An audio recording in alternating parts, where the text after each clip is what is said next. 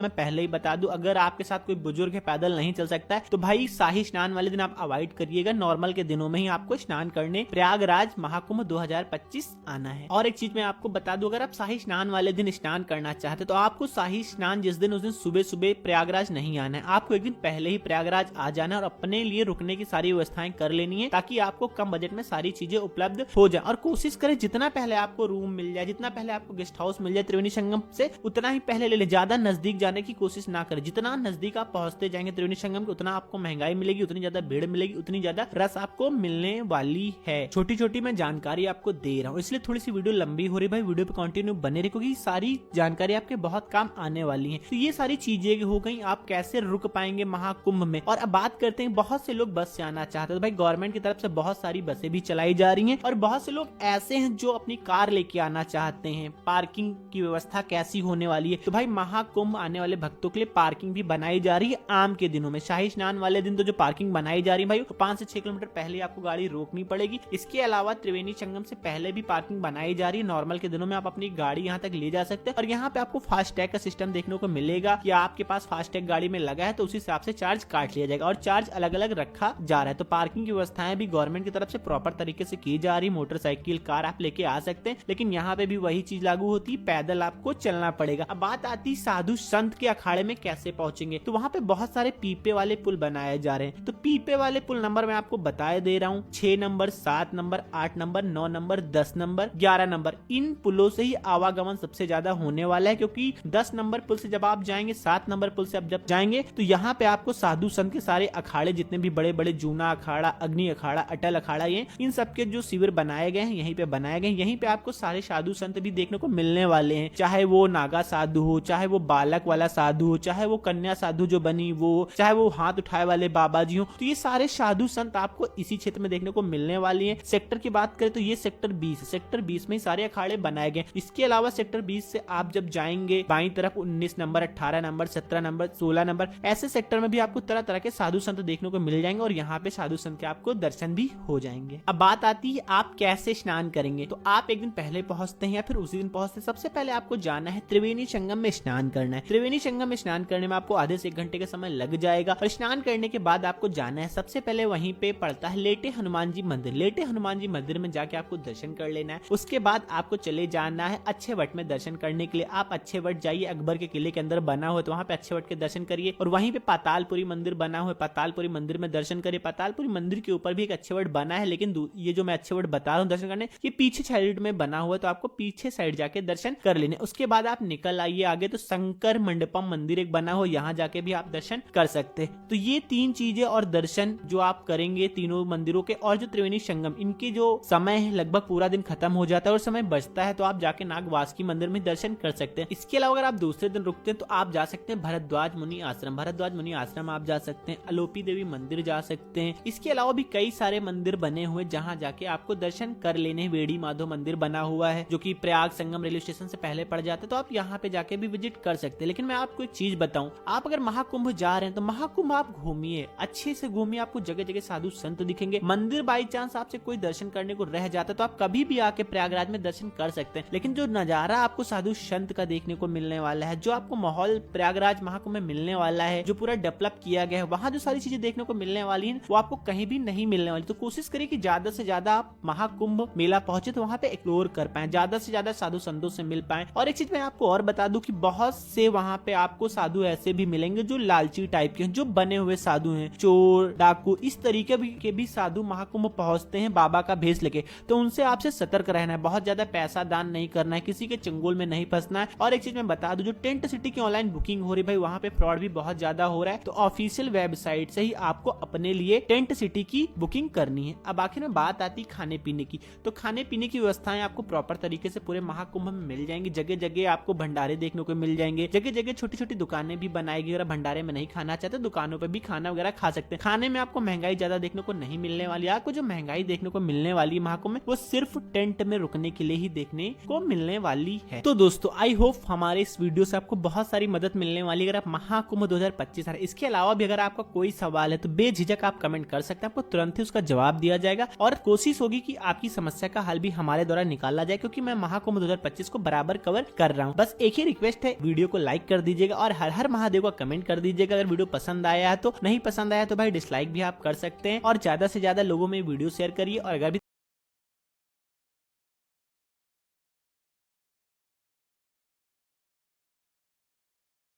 करनी चाहिए। यहाँ पे फ्री रुकने की क्या सुविधा है, बस की सुविधा मिलेगा कि नहीं मिलेगा संगम में जाने के लिए, और साथ में यहाँ पे कितने रेलवे स्टेशन अभी बनाया गया है, सारी छोटी बड़ी जानकारी आपको इस वीडियो में मिलने वाली है।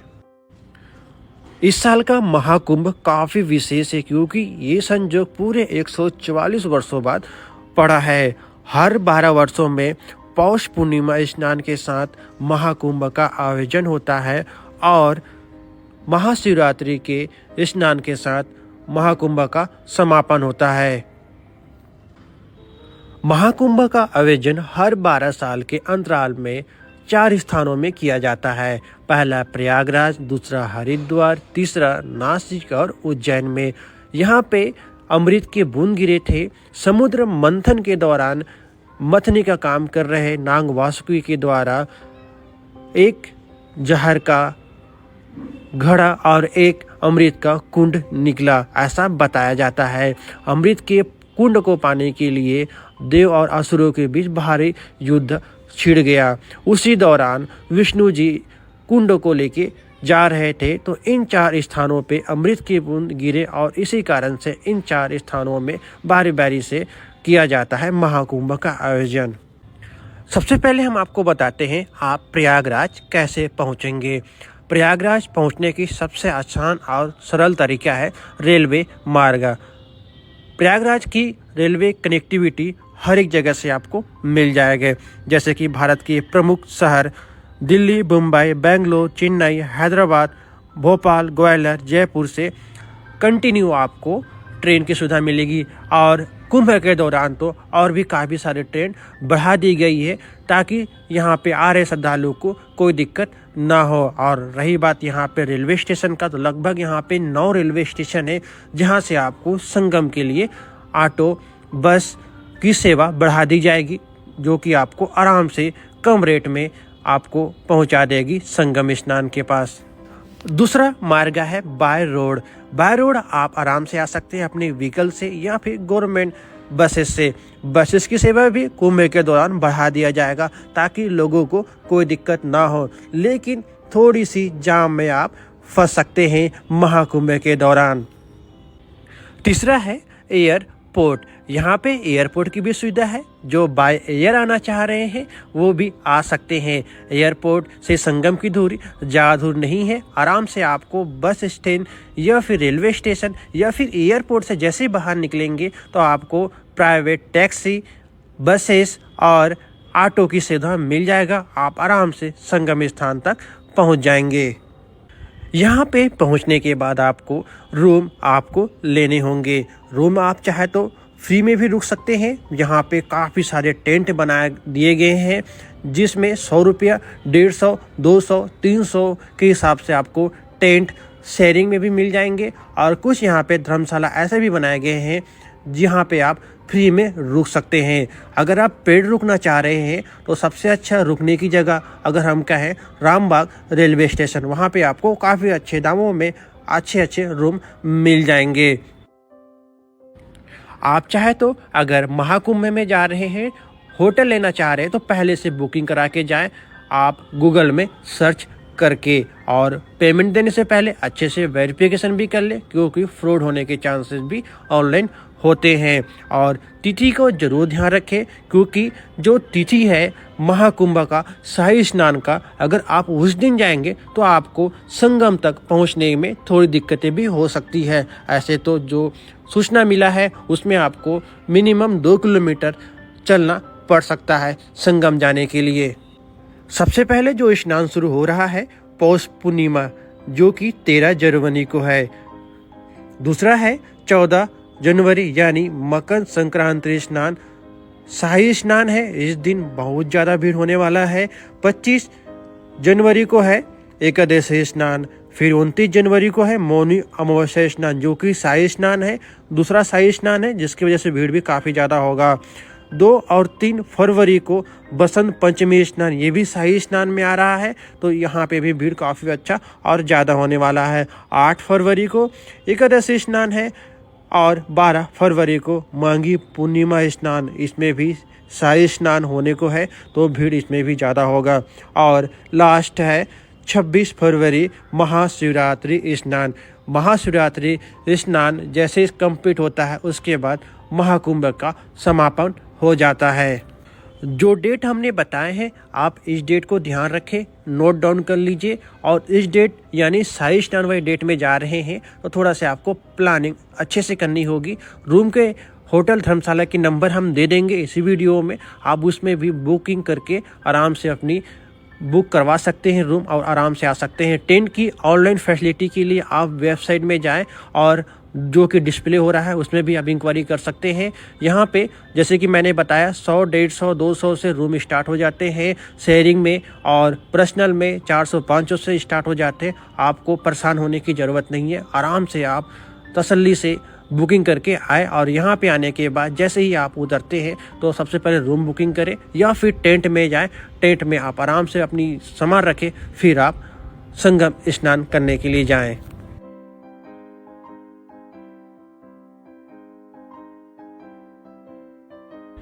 संगम में स्नान करने के लिए आपको बोटिंग करना होगा, बोट में बैठ के आपको जाना होगा। बोट वाले आपसे 100 रुपये पर पर्सन के हिसाब से भी ले सकते हैं और 200 भी, तो आपको पहले बार्गेनिंग करनी होगी। आराम से आप अपना रेट डिसाइड करें, ग्रुप में है या फिर सिंगल है। मैंने आपको सिंगल का प्राइस बताया है 100 रुपया। इसके बाद आप बोट से संगम वाले स्थान पे चले जाएंगे।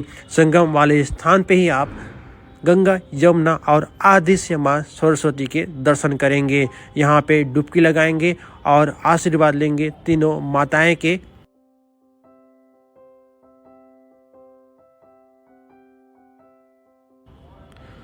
संगम में डुबकी लगाने के बाद आप निकल जाइएगा प्रयागराज भ्रमण के लिए। सबसे पहले आप संगम में डुबकी लगाएं, फिर आप जाएंगे बड़े हनुमान जी के दर्शन करने के लिए। यहाँ पे हनुमान जी लेटे हुए अवस्था में आपको दर्शन देंगे। ये दुनिया का एक ऐसा मंदिर है जहाँ पे आपको हनुमान जी लेटे हुए दर्शन देते हैं। इसके बाद आप निकल जाएंगे 2 किलोमीटर का सफ़र करके। ऑटो से जाएंगे तो आपको ऑटो वाले 20 रुपये के किराया लेंगे वेणी महादेव मंदिर में। वेणी महादेव मंदिर इलाहाबाद प्रयागराज के सबसे प्रमुख मंदिर है। कहा जाता है कि यहाँ पे अगर आप दर्शन कर लेते हैं महादेव के तो पूरा इलाहाबाद प्रयागराज के आप दर्शन कर लिए, तो यहाँ पे जाना बिल्कुल भी ना भूलें। यहाँ टाइमिंग होता है, ऐसे कुंभ के दौरान यहाँ पे टाइमिंग को बढ़ा दिया जाएगा। अभी जो नॉर्मल टाइम है वो सुबह के 5 बजे से 12 बजे और शाम के 4 बजे से 9 बजे तक। इस दौरान मंदिर खुला रहता है और जो गैप का समय है उसमें मंदिर बंद रहता है। तीसरे नंबर में हम निकल जाएंगे नाग वासुकी मंदिर, और साथ में ही हम भीष्म पितामह के भी दर्शन करेंगे जो कि लेटे हुए अवस्था में है। नाग वासुकी मंदिर वही मंदिर है जहाँ पे समुद्र मंथन के दौरान जो मथनी का काम कर रहे थे वो सांप नाग वासुकी। और यहाँ पे आप जरूर आए, और ख़ास तौर पर अगर आप महाशिवरात्रि में आ रहे हैं या फिर सावन के महीने में आ रहे हैं तो यहाँ पे आना बिल्कुल भी ना भूले। यहाँ पे कहा जाता है जिन्हें सर्पदोष है उन्हों यहाँ पे जरूर आना चाहिए और उनको दोष से मुक्ति मिल जाता है। 5वें नंबर में हम जाएंगे, यहाँ से ऑटो से जाते हैं तो 20 रुपया यहाँ पे ऑटो वाले लेंगे आपसे, और आराम से आप आलोप संक्रिय शक्तिपीठ पहुँच जाएंगे। ये 51 शक्तिपीठों में से एक है और यहाँ पे माता रानी का दाहिना हाथ गिरा था और विलुप्त अवस्था में है, इसी कारण इस मंदिर का नाम है आलोप संक्रिय शक्तिपीठ। यहाँ पे आपको झूला देखने को मिलेगा, झूले की पूजा होता है। आराम से आप यहाँ पे आए, दर्शन करें। यहाँ पे छोटा सा एक बाजार भी है, आप यहाँ पे शॉपिंग भी कर सकते हैं।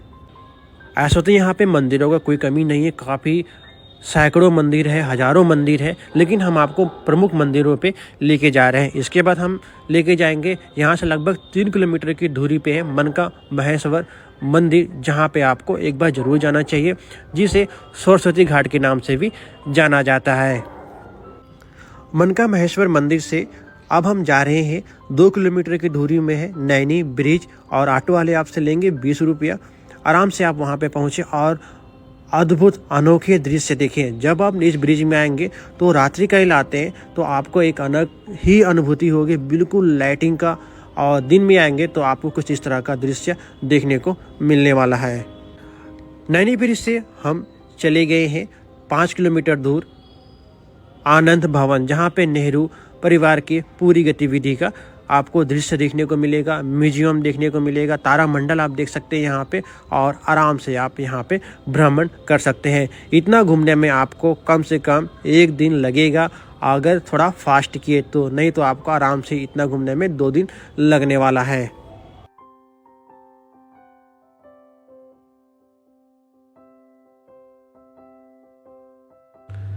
जितने भी जगह हमने घूमे हैं, हर एक जगह का जो डिस्टेंस है 2 किलोमीटर 3 किलोमीटर है। आप चाहे तो पैदल भी कर सकते हैं, पैदल में तो ज़्यादा समय लगेगा तो आप ऑटो 25 पहुंचेंगे। कौन से सेक्टर में आपको रुकने की व्यवस्थाएं मिलेंगी? बहुत से लोगों ने बताया कि 15,000 20,000 रुपए के टेंट मिल रहे हैं। तो ये सारी चीजें देखिए बहुत से भक्त परेशान भी हो रहे हैं जो लोग महाकुंभ आना चाहते हैं। तो ये जो सारी चीजें हैं, सारी डिटेल, छोटी से छोटी डिटेल, बड़ी से बड़ी जानकारी आज आपको हमारे इस वीडियो के माध्यम से मिलने वाली है कि कैसे आप महाकुंभ 2025 आएंगे, कहाँ पे रुकेंगे, कैसे आप त्रिवेणी घाट पहुंच के स्नान करेंगे, कौन कौन सी वो जगह हैं जो प्रयागराज महाकुंभ आने वाले भक्तों को विजिट करनी चाहिए, कितना खर्चा आएगा, कितने दिन की ट्रिप आपको प्लान करनी है। ये सारी चीजें, सारी जानकारी आज आपको हमारे इस वीडियो के माध्यम से मिलने वाली। तो वीडियो को आखिर तक देखिएगा क्योंकि वीडियो बहुत इन्फॉर्मेटिव होने वाला है। मैं बराबर महाकुंभ 2025 एक्सप्लोर कर रहा हूँ, इसलिए छोटी छोटी जानकारी मैं निकाल के लाया हूँ और आज आपको इस वीडियो के माध्यम से दे रहा हूँ। और एक जानकारी, क्या आपको साधु संतों के साथ स्नान करने दिया जाएगा, क्योंकि शाही स्नान भी पढ़ रहे हैं। तो शाही स्नान नॉर्मल स्नान में क्या अंतर है, सारी चीजें भी आज की वीडियो में आपको समझाने वाला हूँ। तो चलिए वीडियो को शुरू करते। तो सबसे पहले बात करते हैं आपको आना कैसे है। तो सबसे अच्छा तरीका है, भारत के सभी मुख्य शहरों से सीधे प्रयागराज के लिए ट्रेनें चलाई जा रही और प्रयागराज महाकुंभ में लगभग 9 स्टेशन से सारी ट्रेनों का संचालन किया जाएगा, जिसमें से Prayagraj junction, Subedarganj, Naini junction, Chhivki junction, Rambagh junction, Jhusi, Phaphamau, Prayag junction, Prayagraj Sangam. यहाँ पे 3 स्टेशन एक जैसे हैं, प्रयागराज जंक्शन, प्रयाग संगम और प्रयाग जंक्शन। इन तीनों में बहुत ज्यादा लोग कंफ्यूज होते हैं, तो आपको कंफ्यूज नहीं होना है। तीनों स्टेशन अलग अलग यहाँ पे बने हुए हैं। प्रयागराज संगम, प्रयाग जंक्शन वो ट्रेनें पहुंचेंगी जो लखनऊ होते हुए पहुंचेंगे, फाफामऊ होते हुए। उन लोगों को प्रयाग जंक्शन और प्रयागराज संगम रेलवे स्टेशन पर जाने दिया जाएगा, और जो ट्रेनें कानपुर वगैरह से आएंगी वो प्रयागराज जंक्शन स्टेशन पहुंचेंगी। तो आपको कंफ्यूज बिल्कुल भी नहीं होना है। इसके अलावा जितने भी स्टेशन, इनमें से किसी भी रेलवे स्टेशन पे आपको आ जाना है, और यहाँ आने के लिए लगभग ट्रेनों की बुकिंग भी चालू हो गई। जो गवर्नमेंट की तरफ से करीब 13,000 ट्रेनों का जो संचालन किया जाना है, तो ट्रेनों को बुकिंग चालू, आप आराम से बुकिंग करिए और किसी भी स्टेशन पे आपको आ जाना है। अब यहाँ पर आने के बाद सबसे पहला सवाल है, आप कैसे पहुंचेंगे महाकुंभ त्रिवेणी घाट तक। तो सभी स्टेशनों से लगभग त्रिवेणी संगम की दूरी 5 से 7 किलोमीटर के आसपास बचती है। प्रयागराज संगम का जो रेलवे स्टेशन बना है यहाँ से 2 किलोमीटर के आसपास पड़ती है, और रामबाग से 5 किलोमीटर के आसपास त्रिवेणी संगम पड़ेगा, और फाफामऊ थोड़ा सा दूर पड़ जाएगा। इसके अलावा 5 से 6 किलोमीटर की दूरी पड़ने वाली है त्रिवेणी संगम की। अब यहाँ पे बात आती कैसे आप पहुंचेंगे। तो सबसे जरूरी है आप किस दिन आ रहे हैं। अगर आप शाही स्नान के दिन में आ रहे हैं, नॉर्मल दिनों पे आ रहे हैं, तो भाई जितने भी नजदीक रेलवे स्टेशन है, तो लगभग 2 किलोमीटर तक के लिए आपको ई रिक्शा की सुविधा उपलब्ध हो जाएगी। उसके आपको आगे पैदल ही जाना पड़ेगा, तो लगभग 3 किलोमीटर के आसपास आपको पैदल चलना पड़ेगा, तभी आप त्रिवेणी घाट संगम पहुंच पाएंगे। और इसके अलावा जो प्रयाग संगम रेलवे स्टेशन बना हुआ है भाई, तो प्रयागराज संगम रेलवे स्टेशन शाही स्नान वाले दिन बंद कर दिया जाएगा। तो शाही स्नान वाले दिन यहाँ से ट्रेनों का संचालन नहीं किया जाएगा, क्योंकि त्रिवेणी संगम का सबसे नजदीकी जो रेलवे स्टेशन पड़ता है वो प्रयागराज संगम ही पड़ता है। अब यहाँ पे बात कर लेते हैं लगे हाथ शाही स्नान कौन कौन से दिन, और नॉर्मल स्नान की डेट कब कब है, और कैसे आपको साधु के साथ स्नान करना है, करने दिया जाएगा नहीं दिया जाएगा। तो दोस्तों महाकुंभ की शुरुआत 13 जनवरी 2025 को हो जाएगी माघी पूर्णिमा के साथ, और इसी दिन नॉर्मल स्नान है। इस दिन कोई भी साधु संत स्नान नहीं करेगा। यहाँ पे लोगों का स्नान, यहाँ पे शाही स्नान नहीं हुआ। इसके दूसरे दिन 14 जनवरी को खिचड़ी वाले दिन, मकर संक्रांति वाले दिन शाही स्नान है। तो जितने भी साधु संत, नागा साधु कुंभ पहुंच रहे हैं, वो इसी दिन सबसे पहला भव्य स्नान करेंगे। और स्नान करने के साथ ही जो भक्त पहुंचेंगे, जो लोकल लोग पहुंचेंगे, उनके लिए कोई भी प्रोटोकॉल नहीं रखा गया। साधु संत जैसे स्नान कर लेंगे उसके तुरंत बाद ही आम लोगों को वहां पे स्नान करने दिया जाएगा। और साधु संत जो स्नान करते हैं भाई, वो 1.5 से 2 घंटे में पूरा स्नान उनका कंप्लीट हो जाता है,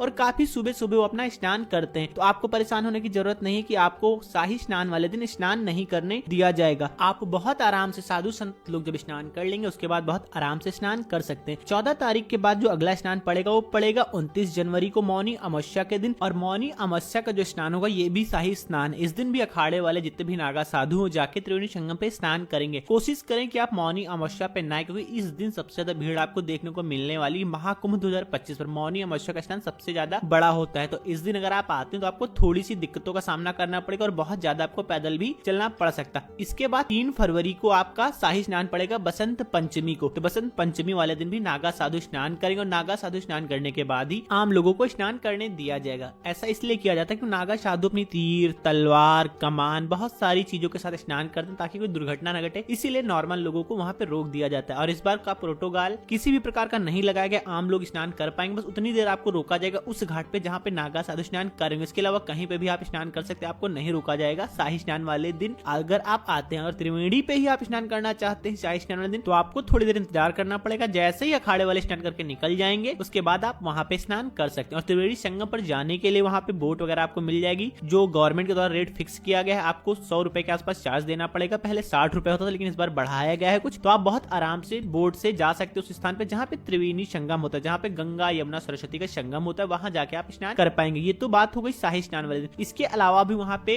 नॉर्मल स्नान भी होंगे, जैसे कि शिवरात्रि वाले दिन आपका नॉर्मल स्नान पड़ने वाला है। और इसके अलावा माघी पूर्णिमा वाले दिन आपका शाही स्नान पड़ेगा, जिसकी डेट है 12 फरवरी माघी पूर्णिमा, 26 फरवरी महाशिवरात्रि, 13 जनवरी का मैं पहले ही बता चुका हूँ ये नॉर्मल स्नान होगा। 13 जनवरी को भी अखाड़े वाले स्नान करने नहीं जाएंगे, तो आप बहुत आराम से स्नान कर सकते हैं। अब यहाँ पे लोगों के सवाल थे कि स्नान करने के समय चेंजिंग रूम की उपलब्धता क्या होगी, वॉशरूम की उपलब्धता क्या होने वाली है, क्योंकि बहुत से लोग ऐसे होंगे जो एक दिन में ही आएंगे, सुबह सुबह स्नान करके शाम तक वापस चले जाएंगे। तो वहाँ पे जितने भी घाट बनाए गए हैं प्रॉपर तरीके से हर जगह पे चेंजिंग रूम भी बनाए जा रहे हैं, चेंज करने के लिए पूरी व्यवस्थाएं की जा रही है गवर्नमेंट की तरफ से, और वॉशरूम की सुविधा भी उपलब्ध कराई जा रही है। लेकिन जो लोग वनडे की ट्रिप प्लान कर रहे हैं और सुबह सुबह आ रहे हैं, उनको मैं एक छोटी सी टिप देना चाहूंगा कि अगर आप बाई ट्रेन आ रहे हैं तो भाई बाई ट्रेन आ रहे हैं तो सुबह सुबह आप फ्रेश ट्रेन में ही हो लीजिए, क्योंकि महाकुंभ में बहुत ज्यादा भीड़ होगी। ऐसे में आप सुबह सुबह ट्रेन में फ्रेश हो लेंगे तो आपका जो फ्रेश होने का काम है भाई वो पूरी तरीके से पहले ही हो चुका होगा। और क्या सफाई आपको वहां पे मिलेगी, कितनी ज्यादा मिलेगी, नहीं मिलेगी, इसकी अभी कोई भी जानकारी नहीं दे सकते, क्योंकि करोड़ों लोग आते हैं, बहुत लोग सफाई रखते नहीं है भाई, बहुत लोग रखना चाहते हैं, मजबूरी बस नहीं रख पाते। तो वनडे की जो ट्रिप प्लान करे भाई तो ट्रेन में ही फ्रेश हो ले, ब्रश वगैरह कर ले, स्नान करने के लिए ट्रेन से उतरो, सीधे त्रिवेणी संगम पे स्नान करने के लिए पहुंच जाए। ये तरीका सबसे अच्छा होगा जो लोग स्नान करने शाही स्नान वाले दिन आ रहे हैं। अब यहाँ पे बात आती है कैसे आप त्रिवेणी संगम पहुंचेंगे शाही स्नान वाले दिन। तो शाही स्नान वाले दिन मैंने पहले ही बता दिया कि भाई 3 से 4 किलोमीटर आपको पैदल चलना पड़ेगा, तभी आप त्रिवेणी संगम पहुंच पाएंगे स्नान करने के लिए।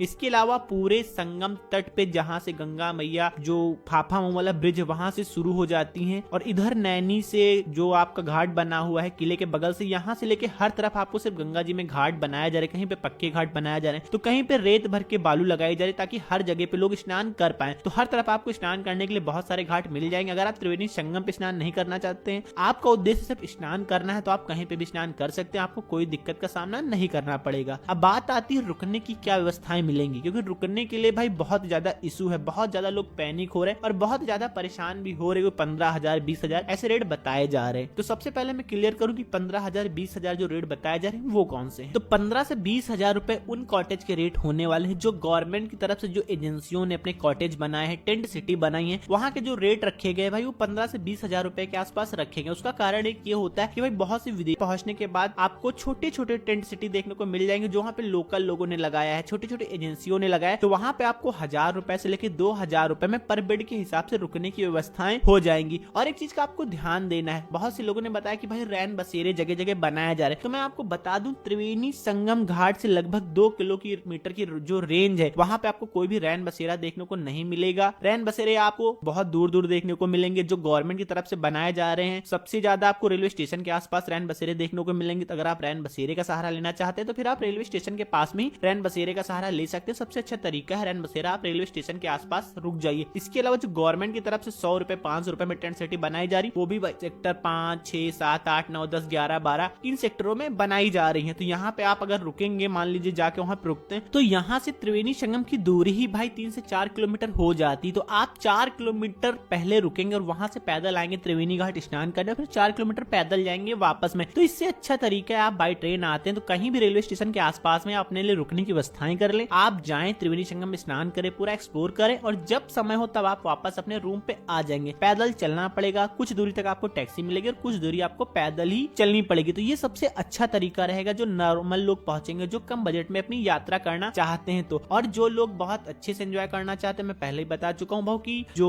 टेंट सिटी बनाई जा रही है बहुत महंगी महंगी, आप उनमें भी स्टे कर सकते हैं। और ये जो सारी टेंट वीआईपी सिटी बनाई जा रही है ना, ये अरेल घाट की तरफ बनाई जा रही है। त्रिवेणी घाट से ठीक सामने जब आप देखेंगे नाव से उस पार जाएंगे तो आपको अरेल घाट पड़ता है। और जितने भी ट्रेनें नैनी, झूसी इन रेलवे स्टेशन पे आएंगी तो उन लोगों के लिए अरेल घाट नजदीक पड़ने वाला